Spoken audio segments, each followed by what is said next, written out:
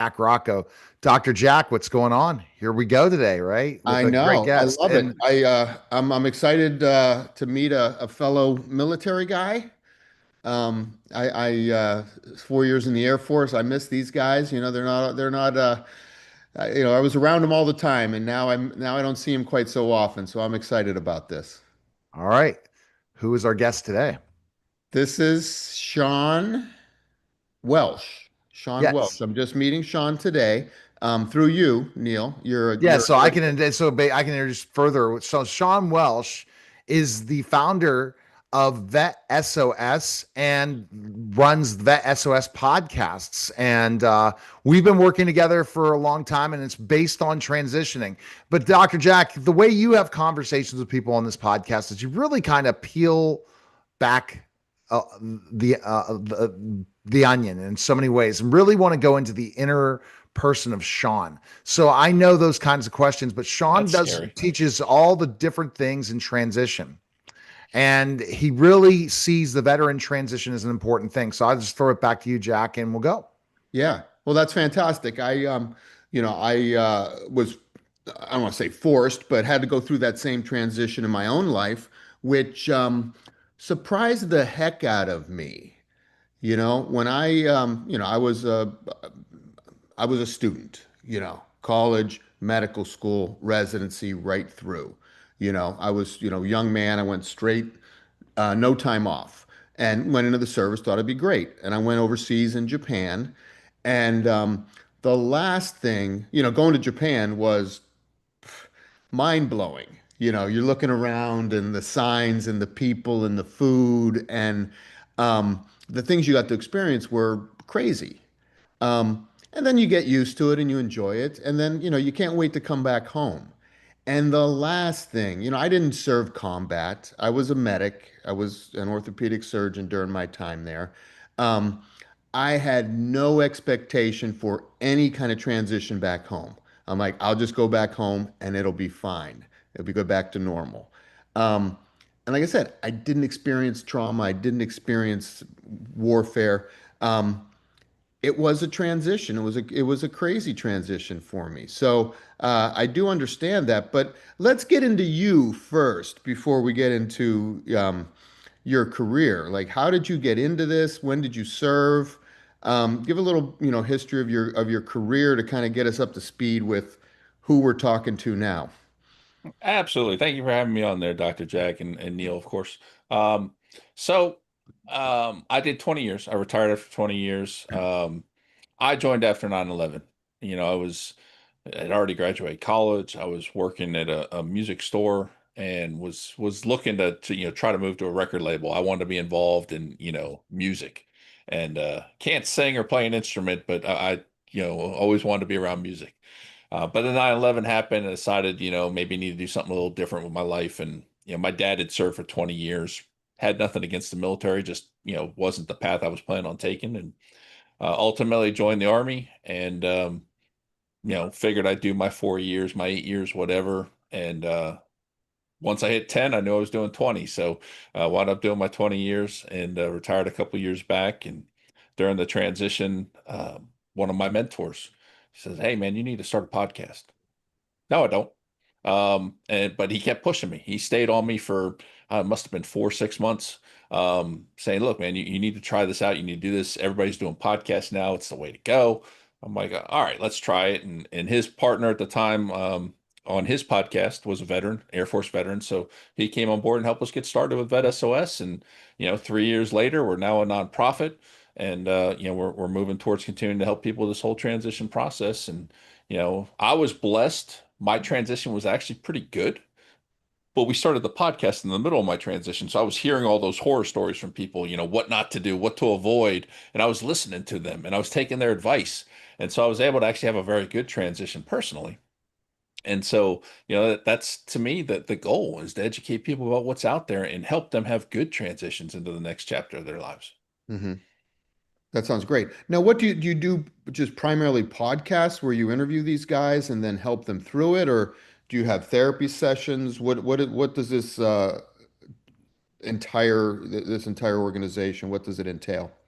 So currently, we are a handful of different podcasts, all focused on educating. So the transition space, entrepreneurship, which is a big pathway we take in transition, education, which is also a big pathway we take in transition, and then we sort of have a variety show that's been talking to a lot of veteran authors and different aspects of people, veterans and people that help veterans with different parts of their lives. So right now it's mainly focused on the education piece. Now, over the last 3 years, we've been able to build, quite a library of resources and then vet a lot of these resources as what we would consider trusted resources. And so we're able to recommend them to people that, hey, if you're looking for this, try this or try that. And, so that's been a great benefit of the podcast. And as we continue to move forward, we're going to continue to make these partnerships and build this network of trusted resources that we can recommend to people.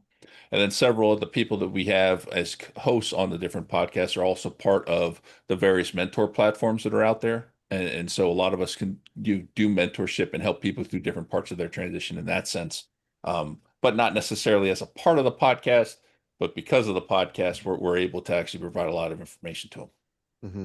That's great. Now, I'm sure that, combat is probably, one of the top things on your list, but not necessarily, I'm sure. What type of topics do you go into, and does it get emotional? Is it mostly nuts and bolts? Where do I go from here? Kind of give us a little example of who your typical guest or call-in viewer is.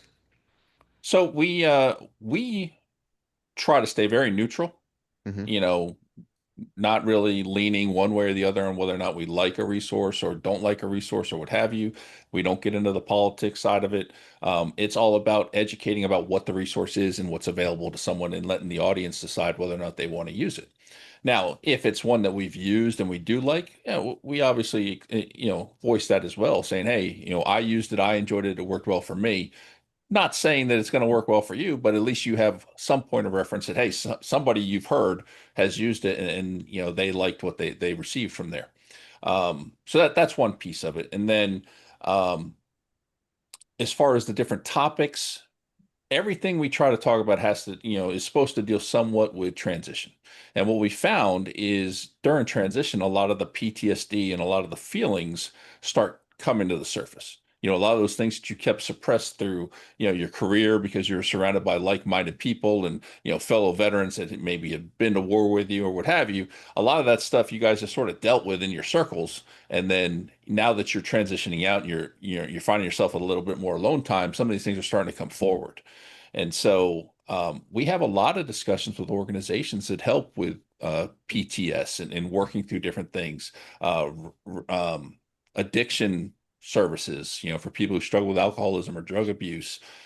We've had Kristen Christie on, the America's Resiliency Coach, whose story is amazing, and someone who has no justification to be as resilient as she is. And she's just, everything she's gone through in her life, it's amazing how resilient she is and how much she cares about our community and trying to lift them up. And she also co-founded 988. So, very aware of the veteran suicide issue and trying to, find ways to help that. So,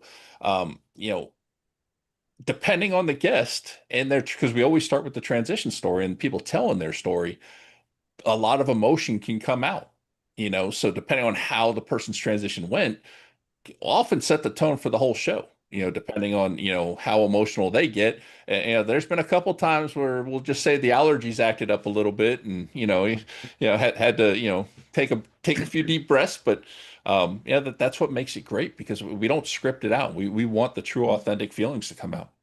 Yeah. Now, I imagine it's not just men who utilize your services, because the services are, mixed genders. Yeah. But do you find a predominance of men, or do you find, male or female have a different transition? I always find that men tend to push things down, whereas women a little more want to share their stories, and guys are like, no, I'm fine, I'm fine. Do you find any of that going on there? But by the time I talk to him, probably not as much.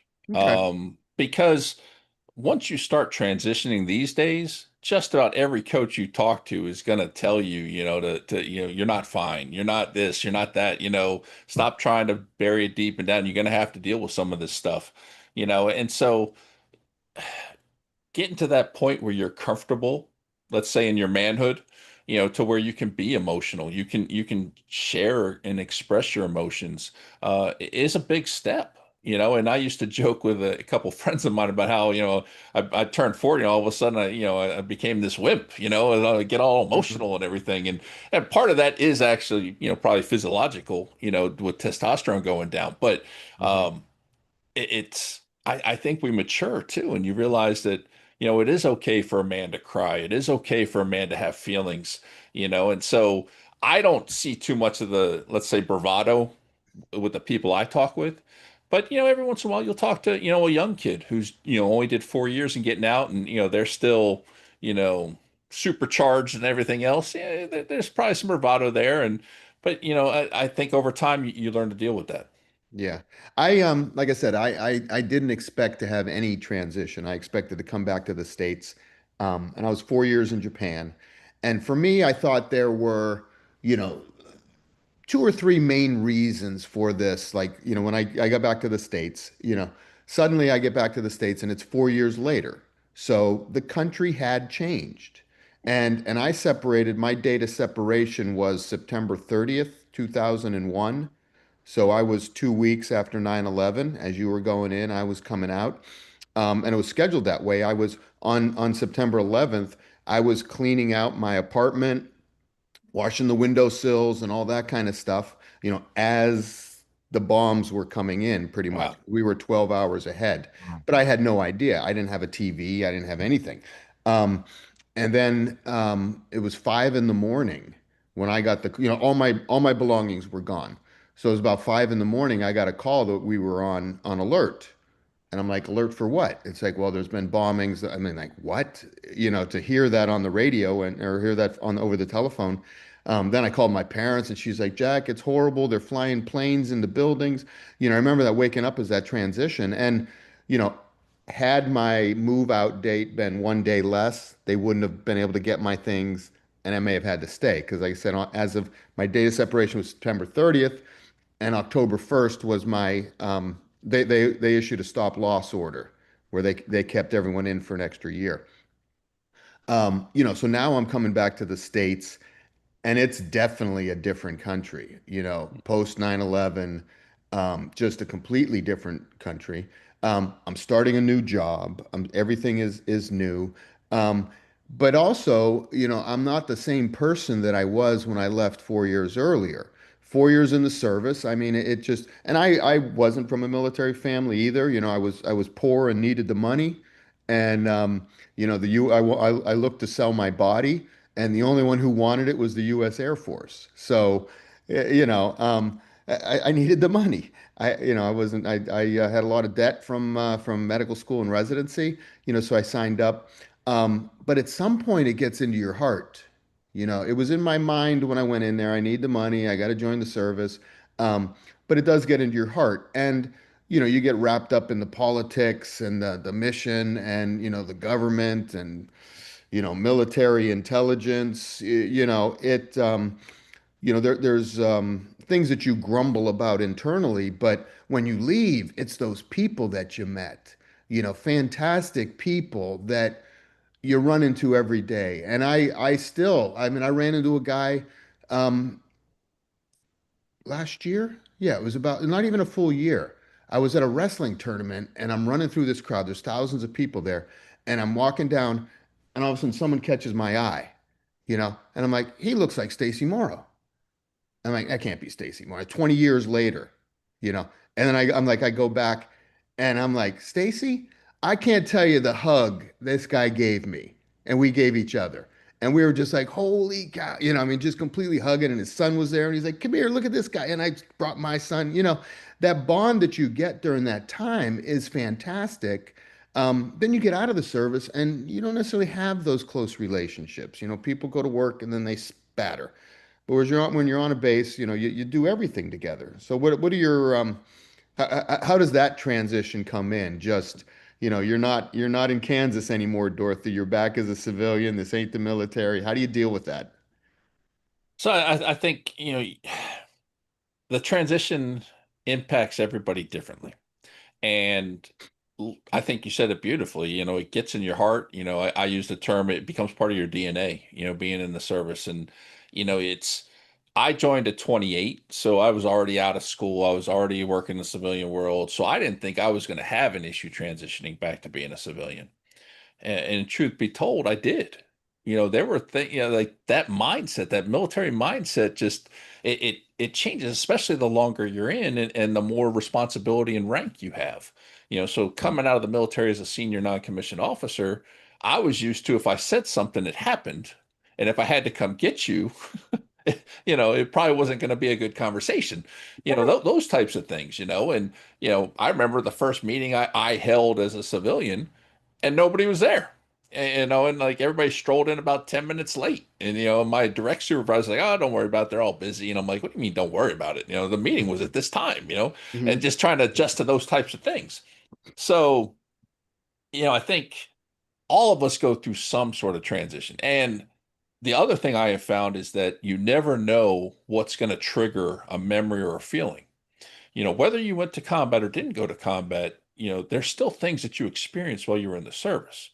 And you just never know. You could be watching a movie, you could be watching a TV show, could be listening to the radio, could just be having a conversation and something triggers a memory. And next thing you know, you're shut down for a day or two, or you're having this flashback memory to something that happened. And so you just never know when that's going to happen, and learning how to control that when it happens. Like I was never in direct combat. I was an intel guy my whole career, spent most of my deployments on FOBs, but we watched the movie The Outpost. That was 2 years ago or whatever, right before Memorial Day, before the weekend started, and we were supposed to participate in a bunch of stuff. It shut me down for the whole weekend. Like I was just in this funk all weekend, and like I couldn't explain it. And my wife's like, "What's wrong with you?" I don't know. Because granted, I've lost friends in combat, and I think that's probably where the tie was.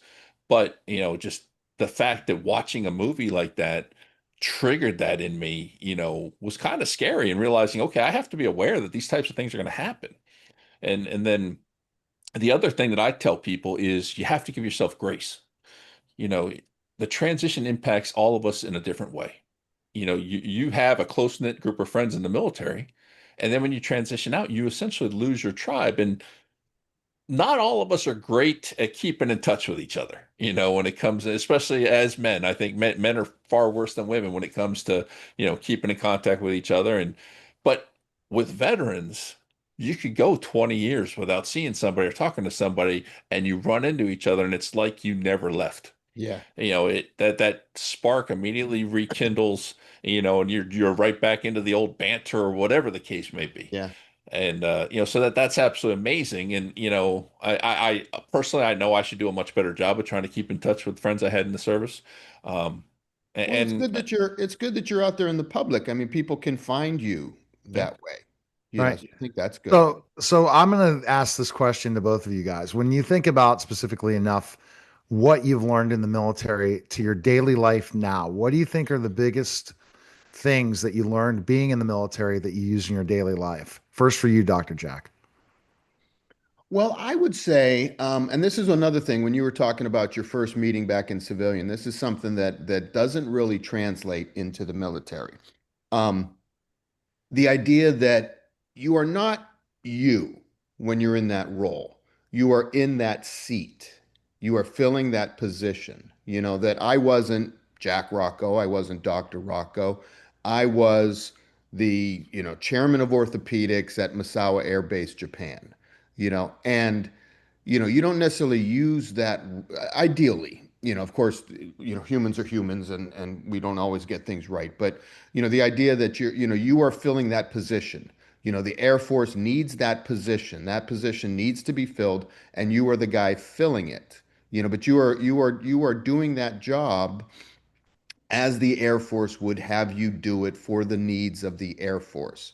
This isn't, of course, people have their career moves, but ideally, that you're filling that role. The Air Force needs this guy, and you're that guy, but this is not you personally doing it. You are doing it for us. And I think everybody kind of gets that idea, you know. And I always said there was Major Rocco and there was Jack, and the two shall never meet. There were times where and this doesn't always go well over in the Air Force either, because there are personality issues, but at least people understand that, hey, listen, I'm just doing my job. This is my job. This is what I got to do. But you don't have to explain that, or you shouldn't have to explain that. Whereas you get out in the civilian world, it gets a little more personal. People are a little more touchy-feely, like, oh, he hurt my feelings. He raised his voice. And I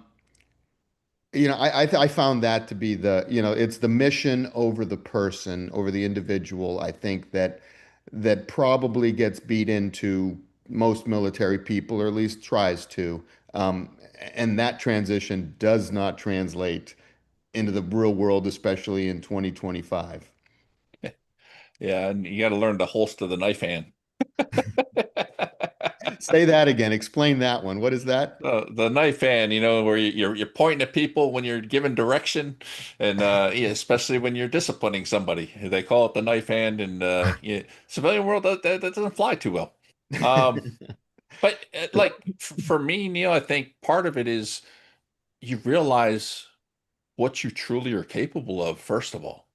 Because in the military, you push yourself to a lot of limits, and some go to the, massive limits, like the special forces guys and stuff, pushing themselves as far as they can go, but even just making it through a deployment as a regular soldier, you're on a heightened alert status for, a whole year. Your senses are firing 24/7. There's a whole lot of things that impact you, and you realize all the different things that you're actually capable of and how little sleep you actually need to operate in some cases and things like that. Now, is it good for your body? Probably not. And Dr. Jack, I'm sure you can speak more to that, but I think you understand more what you're capable of. And I think that's one of the biggest things. And then you're not scared of challenges anymore, Right. because a lot of us, I think, are scared of certain challenges or have fears that we face. But, taking on something like starting a nonprofit, I personally, I never really thought twice about it, because I did 20 years in the military. I could start a nonprofit. I mean, it just, am I going to be good at it? Hopefully, but it wasn't something I sat there and was like scared that it was going to fail. I was like, it's not going to fail. We're going to be fine. It's just got to do all the work, and so I think it changes your mindset in that sense a lot too. And Yeah. that's Dr. Jack. A big thing is mindset for men. Once they have a mission and vision, it's a different game as a man waking up every day than if they don't have a mission and vision. Right, Dr. Jack? Yeah, and I think it's also the importance of the team. Am I glitching? Yeah, but just keep it going. Just go. Okay. It's good. I think it's the purpose of the team. You say about you think you can do anything, and I would agree with that. I at one point when I was back in Pennsylvania and having beers in my garage, we had a steak dinner, a couple buddies, and my one friend says, "Hey, I just got back from Madagascar." I'm like, "What'd you go to Madagascar for?" He's like, "Well, we did a mission trip over there with Aaron. He passed out we passed out glasses to people who needed glasses." I'm like, "That's cool. If you ever do that again, let me know. I'll be glad to go." So 3 weeks later, I get a phone call. It's like, "Hey, I talked to Aaron. He wants you to run an orthopedic mission in the bush." I was like, what the hell is an orthopedic mission in the bush? You know what I mean? Like, I've never heard those words used together. So next thing you know, we organized 8 people. We went to Madagascar. We did surgery on club feet in the middle of the jungle in a cinder block building, literally killing flies in the OR. I'm just saying, like it was unbelievable what we did. And I'm saying that in, with God's will and who knows what allowed this to happen. We ended up doing 4 trips to Madagascar, treating clubfoot, doing surgery, doing training. I could go on and on. I would have never in a million years thought that was possible. Right. But as soon as he said it, I'm like, yeah, let's do it. What do we need to do? We need to raise some money. We need to get some people. We need to do some training. We need to find flights. We need to bring stuff and, and boom, it happened. But you're right.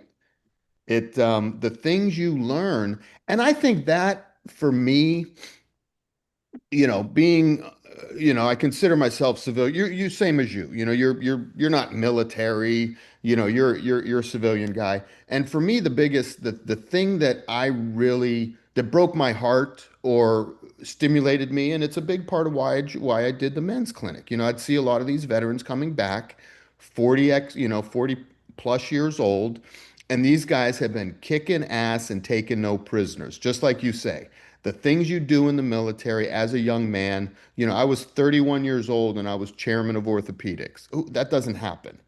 And all my buddies were, in charge of the JAG department and in charge of this, in charge of that. So you're doing amazing things at an amazing pace with minimal resources. And then you get back to the service at 45 and they're like, we got a nice job for you driving a forklift at the Walmart distribution center, so that, you hit the States a lot of times and it's like your wheels are digging in. You can hear the screeching of the tires. You've gone from doing 120 miles an hour, with guns ablazing behind you, fast and furious style. And then it's like, oh, come here, Billy. We're not allowed to use the word shit at work. You got to be a little more aware Yeah. that not everybody says shit. You got to say poo poo. You know what I mean? Uh, Like suddenly and I'm really exaggerating that story, but you know that's what a I'm, good. Yeah. Oh my you know gosh. what I'm saying? Like Well, you ain't in Kansas anymore, Dorothy. And, yeah, logistics, intel, we don't really know what those words mean. Can you put that box over there? yeah. And that this like dumbing down of the military guys or this like underappreciation of what it is that they really do and how they do it and what they're, but civilians don't know Yeah. those things, you know? Totally. All right. Well, the best place people can go, Sean, and I know it already, is vetsospodcast.com. Yep. And we're redesigning the website. Updates will be coming soon. Nonprofit is here. So we'll be talking about donations once we figure out our verbiage. But just go there, check out the website, check out all the podcasts. Great work. UltimateMen'sClinic.com, theultimatemensclinic.com in New Bedford, Massachusetts. Check it out. And Dr. Jack, follow Dr. Jack on social media. I'm telling you, and I see connectivity of the transition and you Oh, guys yeah. working together. I know you'll be on the network podcast with Vet SOS as well, Dr. Jack. And Yeah, appreciate whatever you it. need. All right. That was the special simulcast, the Neil Haley Show.